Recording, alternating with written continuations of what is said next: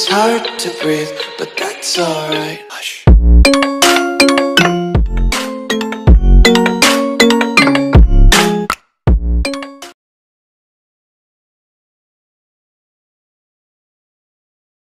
Tanang tiki yun eh.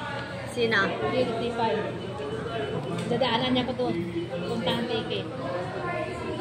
Saka yun sila tipa kung anong daldal, talaga madaldal yun. O, di ba? Huwag kang ano ha. Huwag ka dyan magre-react. Totoo naman.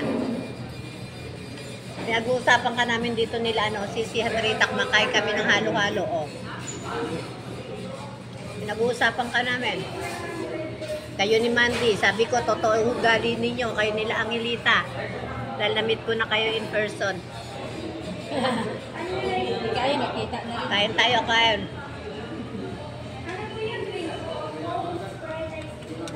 Hindi kaya? Sorry na lang kayo, hindi nyo nakita mistisa ng ano, mistisa ng Australia. Ay, pretty woman niya eh. Ang ganda ni Mami. Ang puti. Kaya tabi-tabi pa yung braso. Hindi na, dikit-dikit na lang kami dito. Eh kasi ano na eh, kumbaga sa ano, parang, di ba citizen na kayo doon, na Sisi? Ano na rin? Citizen na siya doon sa Australia. Citizen ka daw. Matagal na, di ba? Ilang taon na?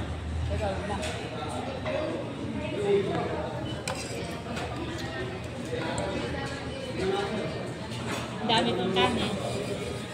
Tingnan mo, oh. Dami rin ulam. Tingnan nyo. Kakao. Kakao. Sarap ng ice cream, oh. Sarap ng toppings lang. Sa toppings lang ako bumawi.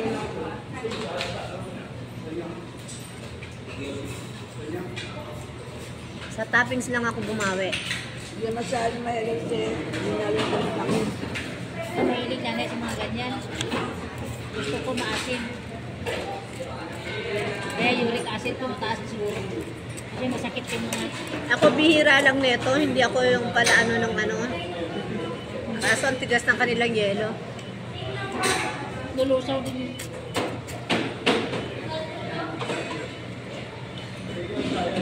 Ipriti mo mula Mikawayan papuntang airport. May sasakyan siya, wala.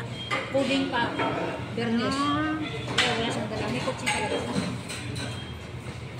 May coding siya. Hindi commute. Kala ko hindi na siya matuloy. Kaya alam mo naman pag walang appointment, yung mga ganung ba, ano, makakatutuloy. Nag-usap na kami, nag-video call kami. Tapos makita ko sa kanya, nagtako. Tuloy ko ba? Sabi ko na sa iyo yan. Kami nandito lang naman kami. Pagka umaga, hindi ko karain na. Ano siya? Dual kasi to eh, dual. Pareho kami ni Sisi kumakain ng ano. Kumakain ng halo-halo. Ayan, kita-kita nyo ha.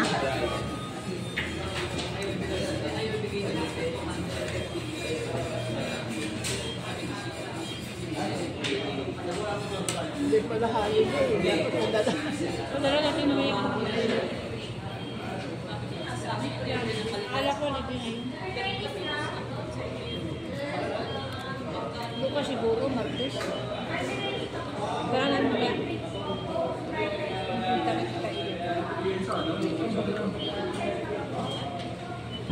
Ayan, may langka siya. Oh. Ang langka pala, hindi high sugar. Pero matamisan na po. Maganda yung piso ng lapa.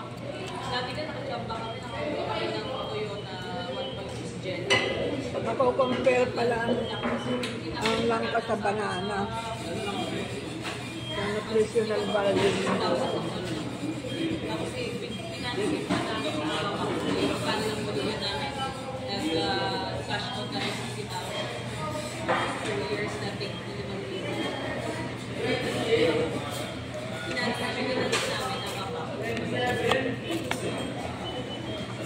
No, nakatagpo ko dito si Tito Hearns TV sa Purong Biyaya. Sina? Tito Hearns. Purong Tito Biyaya Hearns? Hotel. Namit nyo na sa personal si ano, si Tom? Dito na. Di ba nasa Australia rin yun? Malayo.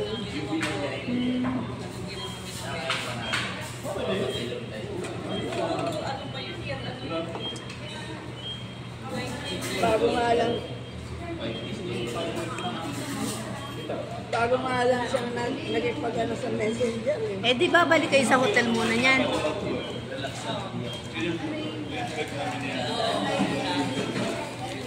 Kasi yung iba kong gamit iwan namin doon sa kwento.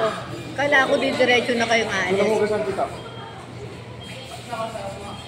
Maraming dala.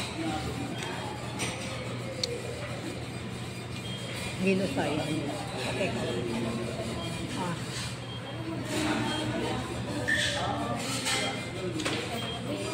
May medicina siya ng diabetes. Sayang, bigay mo sa apo ko. Kasi sayang yan. Ilagay lang yan sa freezer masarap na yan. May nalagyan sila na. Meron no. Kayo rin, paano nyo yan?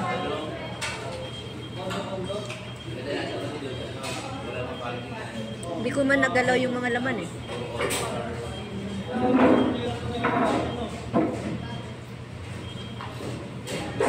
Kikita nyo yan. Mamimiss nyo yan. Diba? At least ano siya yung tawag dito, okay pa yung appetite ni si Henrita na. Okay pa siya.